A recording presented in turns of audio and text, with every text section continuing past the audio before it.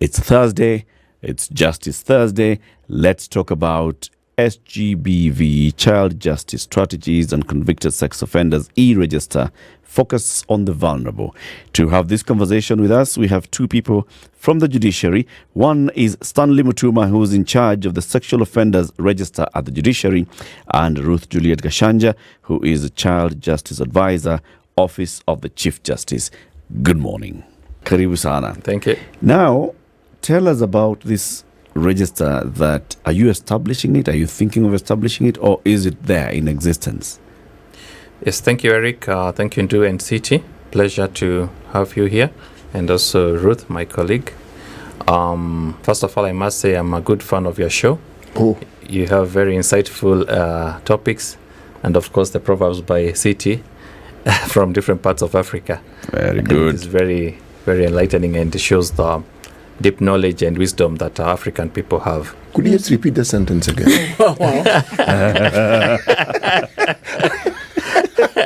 Deep Thank wisdom. Some people here may have missed it. City wants the compliments again. Well, yes, you can never have enough of compliments, really. Yes, but thank you.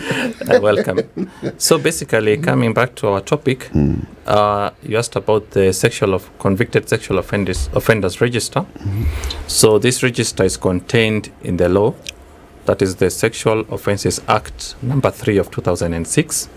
So specifically section 39, subsection 13, which obligates the Chief Registrar of the Judiciary to establish and maintain a register of all convicted sexual offenders.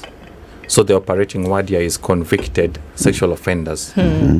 That means once a person has been charged in a properly convened court, that is in the judiciary, with an act that constitutes a sexual offense, and the matter goes to trial, and the person is found guilty, then automatically, as per the law, the operation of the law, we need to take his details, and these are contained now in the Sexual Offenders Register. And of course, we have the regulations, that is the subsidiary law, Sexual Offences Regulations of 2008, that give the parameters of the details that to be contained or to be taken from the convict. And then what? So the name is entered into a register? Yeah, not just the name Eric, but there are quite a number of parameters, because we have the case file number.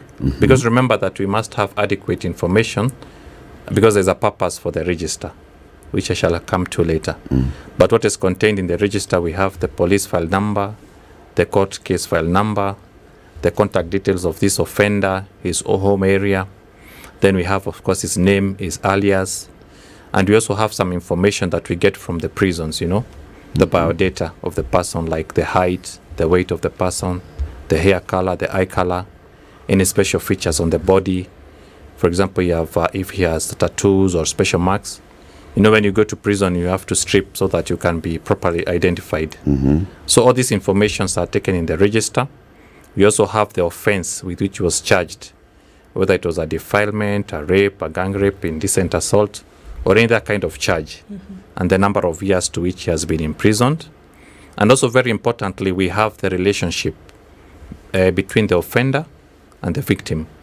So we say whether it was a teacher, a policeman, a neighbor, a relative. And all these informations help us as a judiciary and also other stakeholders to come up with policies and reports to find out our teachers offending, our neighbors, and then we can have policies and the other kinds of interventions. What does the register assist to do? We've heard of registers and their existence. What it does is that it sends a warning. So when somebody then tries to log in a certain place or apply for a job or do something else, it'll turn up that this person actually is on the register. So maybe, you need to watch out for one thing or the other. So what would this register then assist? What does it assist to do? Good question, Du. Yes, the main purpose of the register is to protect the citizens here, because we find out that most of these offenders would be like repeat offenders. You've heard about pedophiles. So you see, if a person maybe serves his prison sentence and is let loose and is not known, the chances of reoffending are there, right? Because you've had even people like teachers being transferred from one school to another, Yes. or people who pretend that they are forming children's home or orphanages, yet their real intention is to continue defiling. Yeah. So the main purpose of the register is to act as a monitoring and surveillance tool. Yeah, such that and you remember that the details of the offender are to remain in the register for life. Right. Yeah.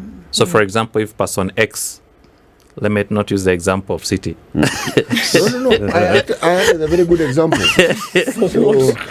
So long as it has nothing to do with murder, Anything else you're getting? anything else I'm fine. Yes, murder and some of those nasty things you mentioned. That's it. It's a very grievous offense. Goodness gracious me. So, for example, so a just person. let's use person X. Person X. Yes, yes. Let's protect Yes, cities. So let's say person X has been found guilty, convicted. His details now remain in the register for life. That is, he cannot have them expunged as the law exists. Okay. So you see now what we are saying, people need to be sensitized because people only see these things in the movies, in the other jurisdictions. But now in Kenya, Kenya is the second country in Africa to have this register. The other country is South Africa, to which we borrow a big part of the sexual offenses from. Okay. Yeah, so you see now a person can be able to search. For example, you want a potential employer who has a school, for example, is hiring. He needs to check, for example, these applicants. Are they appearing in the register, so on and so forth. So it's very important, primarily for protection as a monitoring tool, and to ensure that other initiatives can be put in place, even to rehabilitate these offenders once they're out. That is where I'm heading. You see, and maybe you can come in here, Ruth. Somebody has been convicted, all right? Yeah. And a sentence has then been passed, whether it's custodial or non-custodial. The whole idea is to rehabilitate this person. Is it not? Rehabilitate, reform, whatever. You should also be monitoring this. Just the same thing with all the other offenses. Yeah. So if this person has gone through this rehabilitation and reform system and they've come out, is there any detail that gets into this register that shows their status at the point of finishing their their sentence? I think because of the punitive nature of the sentences that they have, first, I think once the person enters the register, that's it. In fact, it's a conversation I was having with Stanley. If we are able to even just follow up on the person, and if we are able to remove the name of the person after they finish their sentence, but I think it's a conversation that is still being heard, because even after, for instance, an appeal, and the sentence has been quashed, the law is and the rules are a bit gray in that sense, so that we are not able to say that the person has actually either been that the sentence has been quashed, for instance, and what is then the procedure of removing the person from the sexual offenders register. However, one of the things that we have, the conversations that we are having in the office, also with the SGBV expert, Dr. Kizishako, is, for instance, following up with the offenders so that we see if they can really be rehabilitated. I don't know, science says that pedophiles may not be able to be rehabilitated, but it's a conversation that we are having, so that this is not just for protecting victims and addressing the issues of victims, but also looking at the offenders and trying to see why is it that this person committed this offense, especially sexual offenses, and what are some of the things that we can do to help them to be able to rehabilitate. So you cannot get, for now, Stanley, Yes, sir. once your name gets in, it stays in. Absolutely. For And, life. Yeah. and this then perpetuates the injustice of you never being able to be given a straight up chance at employment, at living within a community, and all those things. Yes, Eric, it might sound very harsh and punitive, but remember why these laws were enacted. Because you see there was a high prevalence, and what we have seen from our trends, most of those offenders will be defilement cases. And you see, once these crimes, like I mentioned, are very horrendous, not only physically but also psychologically. And you see, that's why the punitive nature. In some jurisdictions, you might find after, depending on the gravity or the seriousness of the offense, where they have these registers, or if a person has proven that he has changed, he can apply to the custodian of the register. For example, here is the chief registrar, and then demonstrate that he has changed. And then in those jurisdictions, one can apply to have his matter heard for their details to be expunged. Okay. But at the moment, the way the law is in Kenya, the details remain in the register for life. Right. So until the parliament changes that, we just have to. And again, to me, I think it serves as a deterrent. In as far as it may appear to be punitive, it serves as a deterrent. Because when somebody knows that his details will be here for life, and it will impact even in his place of employment or where he's staying in the estate, I think many people would be deterred. Okay. What's the extent of this register in Kenya today in terms of numbers? Are you able to say, look, in Kenya, the register goes from 0 to whatever number? I think that helps to look at also the prevalence of, the commission of this crime. Yeah, that's a good question, too. And that's why before we had the register in a manual format, but now we are coming to automate it such that it will be very easy to search, just by running a query on the database. You can see from this financial year to this financial year, we have this XY number of cases. We have these numbers that have been registered in court, and these ones have ended up in conviction. So that one we can very actually determine, and we can mine from the database, even with the type of the case, so that you can see in this particular region, maybe during a particular year, like an electoral year or COVID time, then these types of cases are more prevalent. Yeah. So see, in that way, it helps not only as a surveillance, but even to the other stakeholders like NGOs, civil society organizations. They can come up with strategies to mitigate and have intervening measures to ensure that at the end of the day we curb or minimize this kind of offenses. So the numbers are there. Okay. Has there ever been an incident of one who is on the register who then commits or is said to be engaged in any activity of sexual offense even after having been registered? Yeah, they are, Andrew. In Kenya? They are repeat offenders, and even from the register you'll be able to see that some people are repeat offenders. For example, if you have served 10 years, for example, you are let loose in the society, you are living like a normal citizen. There are some instances where you see this person is a repeat offender. Okay. And you see, that's the question. For example, you see in other jurisdictions like the US or UK or Australia, if a person is coming to live in a certain estate, for example, then they must check some of these parameters. For example, is person X, has he been convicted or charged with a sexual offense? And even I was surprised to see that we had an international conference in January this year in Thailand talking about the register. So I was surprised to see that in some jurisdictions like Canada, Australia, USA, they have an electronic tag. So that even if you move from one county to another, already the system will detect you and you'll see that you have a sexual offense. So the police and other law enforcement agencies in that area will be on your radar. So what happens in Kenya when you have somebody who's already registered as a sexual offender and then comes out maybe out of serving a sentence and then repeats an offense? What happens judicially here? In that way now the judicial officer, the sitting judicial officer will be able to use that information to enhance the sentence, you see, because it will show that this person is a repeat offender. So he'll not be treated like a first-time offender. For example, if he was to be imprisoned for 10 years, he could get 20 years or more. It can be enhanced up to life because it shows this person has not changed. And you see, that's another very important purpose of the register as well. So because then it would point to what you said earlier, that according to science, the likelihood of a pedophile, for example, to be other than a pedophile is very low. Right? Okay. Now, because we also know that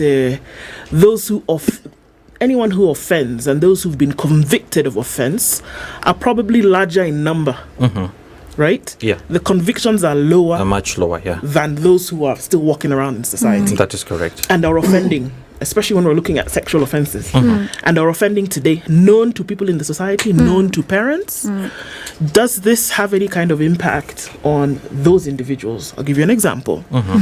A gentleman who takes advantage of a 13-year-old girl in an estate, rapes her repeatedly. The action is that the estate management asks this man to leave. And because of work and communication, where he has gone into the next estate, he has repeated this action on people's children. But also because of his might a little bit here and there, he's been able to make sure that the law does not get on him. You know what I'm saying? Yeah. So there are examples of that. That there are people still walking around society, not on the register, not convicted by law, nothing. But still continue in this nature. How would this action then be able to say, what can we do to stop on some of these other offences that are happening?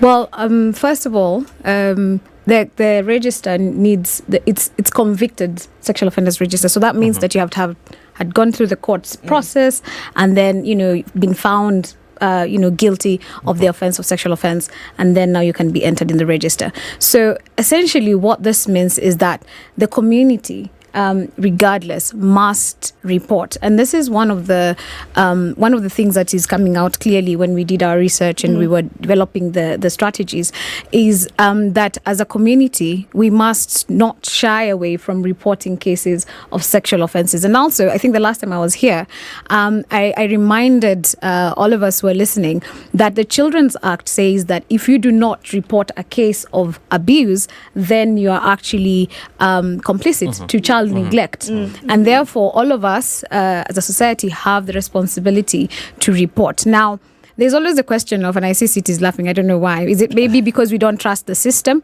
Because we're afraid to report? No. Could it be that the police are too far?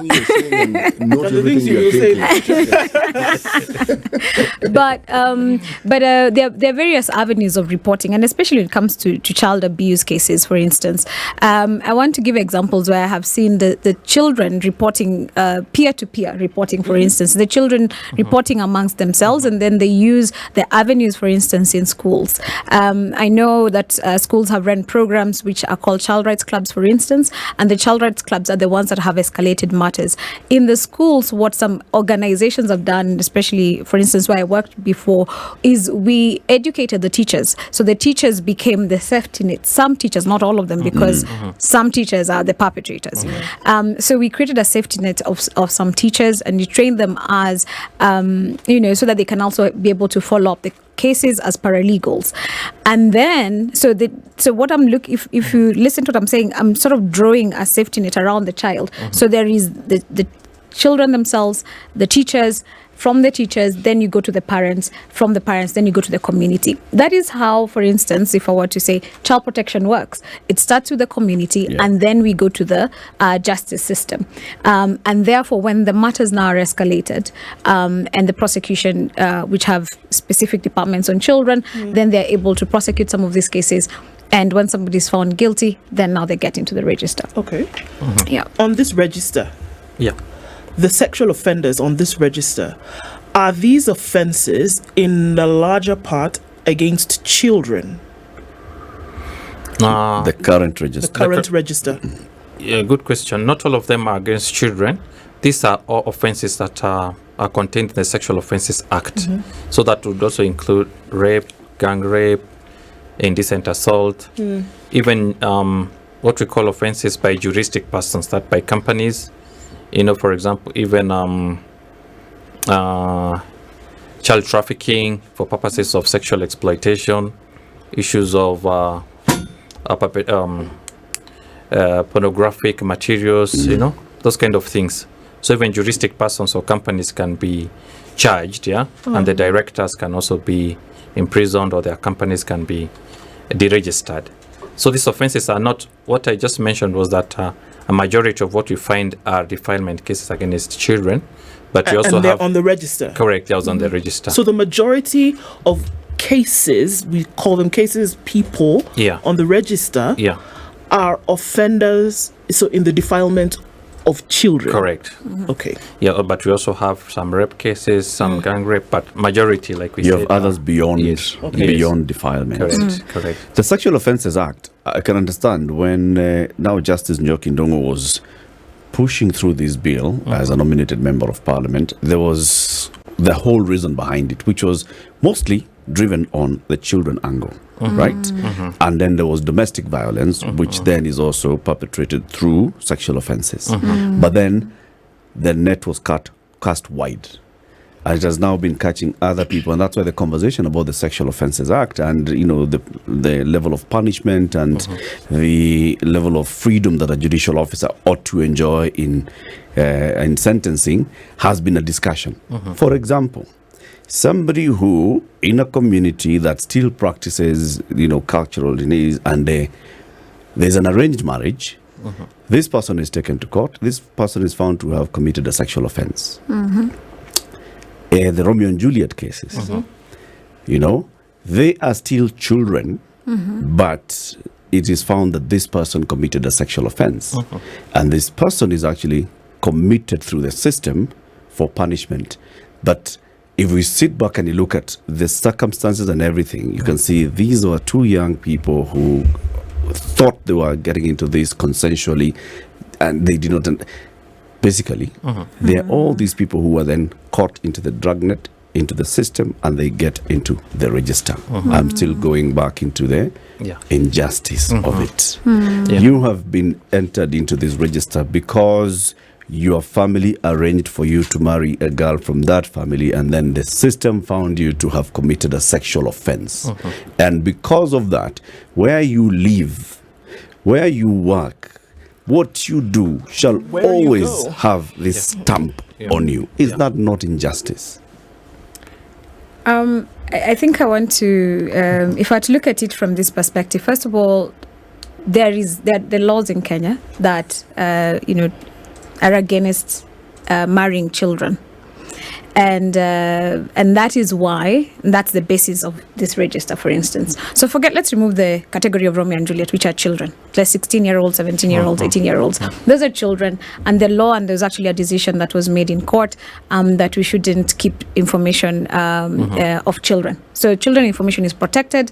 It doesn't go into the register. This is because we believe that children still have a chance of rehabilitation and reforms. And in fact, so that is looked at as a sense of, boyfriend, girlfriend, children, we cancel them unless there is, of course, a forced sexual relationship. Now, for child marriage, there is a law. There is the Marriage Act, is against marrying of children. The Children Act is against it. The Sexual Offences Act is against it. So, in fact, you might not even be found culpable under the Sexual Offences Act, for instance, because people have become smarter now. They're not. They marry. They pay the dowry, but they don't have sex with the child until the night of the 18th birthday. This is their birthday present. So they do not. So they do not. They wait. So that, therefore, you can be found culpable for child marriage in other laws. So there is already a law against it. So there is and it is already abhorred by the society, by the justice system, and that is the basis for this register. So that we cannot say, I'm hiding behind my culture. The Constitution is very clear. As much as we respect our culture and we uphold the right to practice one's culture, but anything that is repugnant to morality and justice is therefore an injustice. But if indeed it is true that society, just generally speaking, abhors such activities, they themselves would raise these issues and they themselves would bring it to the fore with the greatest of ease. We're having this discussion because they don't. You can call it stigma, you can call it a cultural influence. Yes, call it what you like. But at some level, we are not at ease with forget reporting, discussing sexual matters. Let's start there, because for most adults, let's talk about Kenyans, sex is something you have in the dark, under a blanket, in the dark. So Under Talk the bed. under the bed, in the dark. So when it comes to discussing anything that touches on this subject, people would rather veer off it, would rather find an alternative. And that is why the example you gave is able to flourish. Yeah. Yeah. An amicable solution, so they think. Just to get rid of it. Yeah, but I'm heading somewhere here. It isn't the function of the judiciary to offer counseling services, but there are people who do that. Who do you partner with to provide the services that are needed for sensitizing people about these things, looking at the cultures that promote, because they may not even think they're promoting, but they are promoting it. By simply keeping quiet and not doing anything about it, you're enabling it. Who do you partner with, and how serious is this partnership, so that when you're trying to push an agenda that actually involves a change in one's thinking and hence in one's culture, the judiciary can't do that. And the law also can't do that. Making something punitive simply means I'll change the way I approach this subject, but doesn't mean I'll stop. So my question, who do you partner with? So I like that you've said that it's not the function of the judiciary. No, it is not. I mean, we've had this back and forth, and one of the things we've said, we're putting the cost as well. It can be a bit extreme on the judiciary. However, the Children Act does put a lot of responsibilities on what the judiciary should do. For instance, when it comes to children and to protect the children, there are various sections that actually keep saying the judiciary should should work towards the protection of children. So that's the first thing. So they do have a role. And one of the things that we are encouraging within the strategies, for instance, is the court user committees. And the court user committees have many people, many players, including, for instance, the Ministry of Health. Now, one of like for instance, when it comes to counselling, the Ministry of Health is the one that has the specific mandate to actually provide counselling services and medical services, right, to victims and to everybody. And so one of the things that we are hoping that can be done, now moving forward in a more official way, because what we have now in different courts is you'll have counseling services. It's not in all the courts. And the conversation has gone within either the county governments have supported that processes. The NGOs have also supported that processes. For instance, like International Justice Mission is one of those NGOs that provide this kind of support. But then now we're saying, can we have counsellors that are seconded or attached to the courts, at least so that we can be able to offer continuous services, especially the counselling services to the victims. As I said, NGOs are a big help. Various organizations have come on board to support the counselling and to support the follow-up for victims of sexual offences. Please go ahead. If I can pick up from where City left and the answer by my colleague Juliet, City mentioned that the issue of talking and discussing sexual matters is quite a sensitive topic, especially in the African context, right? And this makes it quite difficult to expose this kind of cases here. So I think I like what my colleague said, Juliet. We must create that safety network, and people must try and believe in the system. Because, hiding a crime, especially, vulnerable persons like children who cannot report on their own, this one even has a big impact. And now what we have realized is that the nature of sexual offenses is changing, right? Now we have what we call online child sexual exploitation. Yeah. And this is very discreet because you see now children are getting more used to using tablets, mobile phones, and with internet, there's what we call child grooming. So you see somebody, they entice the children online, and then you may not know. You might have your child there in the bedroom. You're not aware of what's happening. So they are being groomed, and all these things are happening, pornographic material, and this is exploitation as well. So as a society, we must try and also be more desensitized of this topic, of course, with the age-appropriate language, so that we can be able to sensitize even the kids and the people in the society. Because like I said, these are heinous crimes, and if we hide them, then they continue to have a negative impact. So I think even as a media and other stakeholders, we must also try and find ways of engaging society to understand this kind of scenarios. Let me help you here, Stanley. You know, this institution you work for has made some delightfully, astoundingly mind-boggling, earth-breaking Still going, are we? Okay. processes when it comes to judicial matters and ensuring or trying to ensure that the simplest mwananchi in this country, wherever they are, actually can access justice. You've broken it down. Now, when you mention the Ministry of Health, they have in the recent past also understood this with the affiliate institutions like NHIF that there's something called the community health worker. Now, you people have someone you refer to as a paralegal. Okay? Now, think of a situation where the judicial system goes the community legal way, meaning this information we are talking about is brought to the community with members of the community, lay members of the community, understanding certain fundamentals so that they work with the judicial system within their area. Now, they know the people they live with better than we all do. Absolutely. They know the issues around them. It's like in the village. Every thief is known by the village. You may not know who the thief is, they do. Absolutely. In my neck of the woods, we know who the night runners are. Okay? All right? We know the chicken thieves. We know the people who are given to stealing cows. These people are known. You know your people. Yes. And we know our people. So even when it comes to sexual offenders, they'll be known. Wife beaters are known. Yes. So now imagine, all this knowledge is underutilized because the people who could help you bring this to the fore are not engaged and brought into the system. Now, these are things that can happen. And this system can work once the community embraces it. Yeah. But so long as anything judicial remains the province and the exclusive province of the judicial system, then essentially you are alienated. You are that entity that people go to when they really must. Not a place they go to simply to explain or to seek advice or to say, look, this is what's happening, what do you think?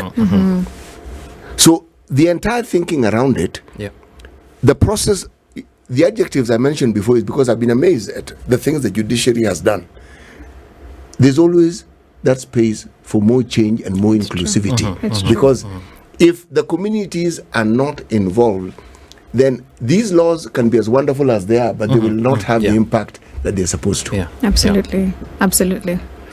In agreeing with you, actually, and that's why I talked about the court user committee, because the court user committee is, and if the strategies that will be launched on Monday, you'll be able to see how we have sort of unpacked this idea that the judiciary sits up there and you go to them. The advancement in those strategies is that the judiciary and the court user committee, especially the court user committee, has to come to the community itself and has to spend time. So if you remember last year when we were here in November, we were having something called the service weeks. And within the service weeks, what we were having the court do, I keep insisting it's the court because the court user committee is chaired by the judiciary. The judicial officer, the head of station, is the one who is the chairperson. And this is what we are calling for, so that the judiciary is the one that is spearheading this outreach, as opposed to sitting and waiting for the people to come. You see, for a long time, the idea of access to justice has a wrong been done to you as a judiciary, as a judicial officer? I sit and wait for the matter to come to me. And that is not access. The access means that me as a judicial officer, understanding what my role is, I go to the community and address the issues that the community has, and embracing all these other things that the community is actually doing, including the alternative justice systems, for instance.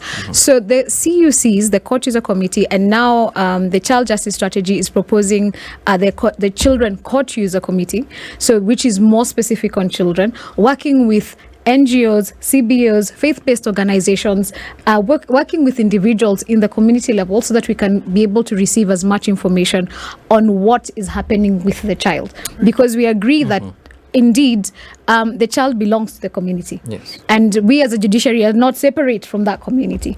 So that is why we are changing the structure in which we work. So I agree with you, City. Do we see that law enforcement now, when we call law enforcement agencies, in terms of the police, also have embraced this position? Because unfortunately, and it is the truth, unfortunately, a lot of times when there is the reporting of such crimes, when there is the reporting of such offences, we don't see as much enthusiasm as probably we should when it comes to investigating and making sure that those who may have who have committed such crimes are actually brought to book. And that's why, what we said earlier, that there are more offenders outside conviction than there are on the other side of conviction. And it has been shown that law enforcement, how can I say, enthusiasm towards dealing with these things is actually on the low. How then do these two marry to make sure that this access that we're talking about, what CT was talking about, having communities speak about this? And one of the things you said is that maybe you don't trust the system. And that is the truth. That if somebody's child has been raped, for example, the first thing in their head is, well, I don't know if I'm going to go to the police. What are they going to do about it? How can I be sure? The second question is, what justice can really come when my child has been scarred for life? These are conversations that are real, they're happening. People are not going to take that step because they don't feel that the system It's friendly. law enforcement is friendly. I don't know, Stanley, do you want to? That's a good point, Ndu, and it's the same point that we're making, even coming from City's point. The issue of sensitivity, because it's like we've mentioned, conventionally people have thought like robbery, murder, those kinds of crime are the major crimes that police take into seriously, But like we are mentioning here, people need to understand that these sexual offenses are very deep and they leave a deep scar, So I think the issue of also community engagement, stakeholder engagement, just like Juliet has mentioned, when they are developing these strategies, these mitigation strategies, the children justice strategies, SGBV, even when we are working on the register, we have invited stakeholders. We have invited high levels, the police, the prisons commandant, even civil society organizations. We have invited survivor networks like the Gachanja Foundation, the Coalition on Survivors. So we want to get their input, because like we say, even members of the judiciary are also members of society, right? Their parents, their brothers, their sisters, and so on and so forth. So we must work together in partnership to ensure that we have a more cohesive society, a society that understands rights and protects the rights of these persons. So definitely there's that issue. I appreciate and do that. There's the way we are in Kenya, people still don't trust most systems, and of course the police is the first point of contact if there's a violation of any law, right?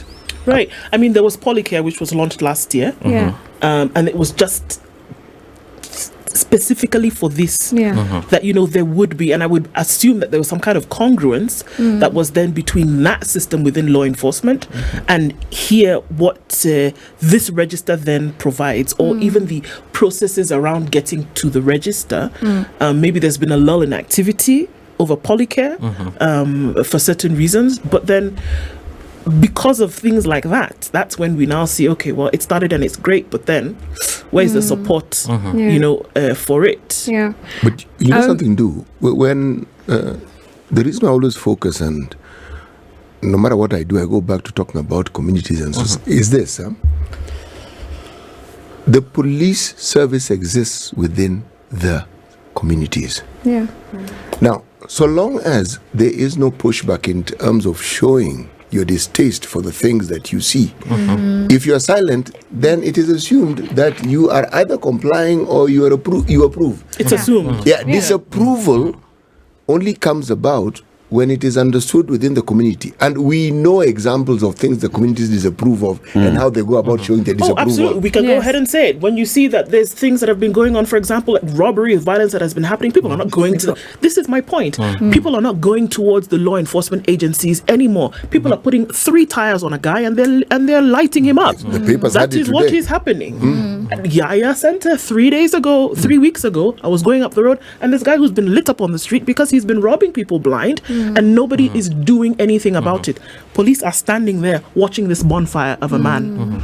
And that is my question. Has society become so numb that numb due to inaction that they say, you know what, if it's going to happen, I know in my head, and these are real conversations, Ruth Stanley, I know in my head that nobody's going to do anything about it. So if it happens again and again, like-minded people are going to come together and they'll do something about it themselves. Yeah. We become a court user committee. Yes. I like that. You know, the police are part of also the NCAJ, the National Council on Administration of Justice, which is their higher body. Now, I'll tell you what we have done, especially when it comes to children issues. We understand, and it's true, when the community really does not, it's either they do not trust the police or they're afraid to go to the police, and there's research for different It's areas. all that. Yeah? It's not one thing. Yes. And so what we have advised, even as a standing committee on children matters, is, for instance, having what is it called, like training for all the justice actors together, so that when you're training for instance, we are talking about a trauma-informed court, for instance, and we want a court where if the victim comes, they feel appreciated, or when the child comes, they feel appreciated. But if from the reporting desk the child does not feel safe, then they'll not be able to report those matters. So one of the things that we are actually advancing now is that training of everybody together, so including the police, the prosecution, the Department of Children's Services, the probation, the judiciary as well. So they are all part of the conversation when we are saying, what is it that we must do? The other thing that I have to appreciate the police for doing, especially within the DCI, is the Anti-Human Trafficking and Child Protection Unit. And they have severally, in fact, last week we were with them in a meeting on Friday, and they gave out the telephone number which a person can call. But as soon as you call that number, at least, and then for children, again, 116 is another number that somebody can call. When you call these numbers, the officers who are dealing with these matters are also trained to deal with these matters. We are hoping that with time, then this unit is devolved, that we have enough officers who are trained on these issues, especially for the police. So it's a conversation that is being had at the NCAJ level, but practically happening at the Anti-Human Trafficking and Child Protection Unit, which so far I think they're in Mombasa and in Kisumu and in Nairobi. And then we have a few officers who have also been trained on children issues, who sit within what we call the gender desks. But now we are we are pushing beyond that, and we're saying we need a complete child protection unit. The Children Act envisions it, that we need to have a child protection unit that is a unit of police officers who have been trained to deal with matters of the police. 2 months ago, we sat with children, and they gave us this information. They said, you know what, my cousin went to report and they were laughed at, for instance, which is worse. They were actually laughed at. They were told, "Ini maneno ya nyumbani, go and sort it out." When it's your cousin who has raped you. And so we said, you know what, we also need to start holding the people responsible. That's something else that we don't, I don't know why, but accountability is not a big thing. We don't talk, we don't talk about it as seriously as it should, especially individual responsibility. Because when you wear the heart of a police officer, when you wear the heart of a court official or probation officer, and then you do something that is putting the life of the child or a victim at risk, but then again, you should be it held goes responsible. back to their training. These things, these softer issues that we talk about, which are crucial to our existence, do you find these things being taught in the curriculum that the police have? Well, those of you who are trained as lawyers, do you have in your curriculum sections units where these things are taught, so that when you come out as a lawyer, you understand that this is. I am a lecturer at Kabrak University, and this is what I teach. I teach children and the law. I teach human rights. Yes, you do. And these are topics these are not just they're not just topics. They are courses that are taught. I want to say this, that is, children and the law is an elective course. I agree with you. We need to even almost make it mandatory. So you have fewer students. You have fewer students. It has to be mandatory. I mean, how does somebody go out to serve the public when you haven't trained them on how to protect children. How? You haven't given them the finer details which they should have. So essentially, the practitioners of the law are handicapped. Yeah, From I think- knowledge to skill. Yes, they're handicapped. Okay. As we conclude, kwa hayo mengi na machache.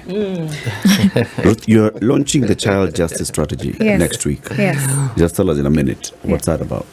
So there are two strategies that are being launched. There's a child justice strategy and the sexual gender-based violence court strategy. The child justice strategy really envisions a judiciary that is looking to protecting children, enhancing the survival and development rights, and is ensuring that the best interest of the child is upheld. That means that for the first time, we'll have the judiciary actually asking itself, how did this child get Right. themselves here? For the SGBV strategy, we are looking at survivor-centric, trauma-informed courts that also address the needs of the survivors of sexual and gender-based violence, which, by the way, I should make this clear, that SGBV is not only a crime against women, Yeah. it's a crime against everybody, including children, men, and women. And so these courts, what we are hoping to do is that they will be advancing the causes and the rights of this person. So the strategies look at, the different categories of children, for instance. Tasha, your minute is up. Oh, is it? Thank you. Thank you. I've got to give you the next 10 seconds, Stanley, because Yeah. everybody's asking, how can we access the register? Yes, thank you very much, Eric. Under the In 10 subsidy- seconds, okay. remember? Yes. One, We have a category of persons who have a direct access to the register. That is the officials who are working directly with the children. That is the judicial officers, judges, probation officers, children officers, etc. It's up your life. For the other members of the public and NGOs, you must write to the chief registrar giving justification why you want to access the register. Okay. Because again, we must remember issues of data protection and privacy. Very issues. good. Yeah. Thank So you. Mzee wa Nyumba Kumi can write to the registrar and ask. Yes, with a justification. justification. Yes. Sawa. Thank you very And much. we want for the joining members us. of the public to know that there is the existence of the register and to make use of it because it's a tool that is meant to protect wananchi. This is the Situation Room, the only way to start your day.